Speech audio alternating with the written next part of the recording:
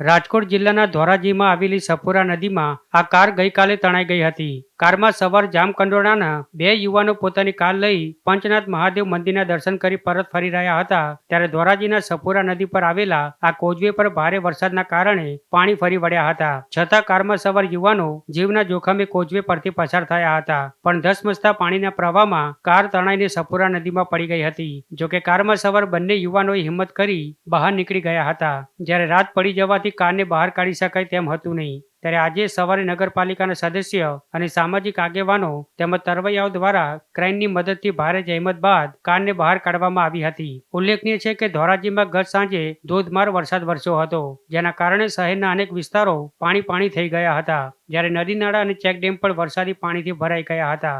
તેમજ સપુરા નદી પણ બે કાંઠે વહેતી થઈ હતી. સ્થાનિકોનું કહેવું છે આ સપુરા નદી ઉપર બનાવવામાં આવેલા કોઝવે પરથી નીકળવું જોખમી બની જાય છે, ત્યારે સપુરા નદી પરનો આ કોઝવે થોડો ઊંચો કરવા સ્થાનિકો માંગ કરી રહ્યા છે.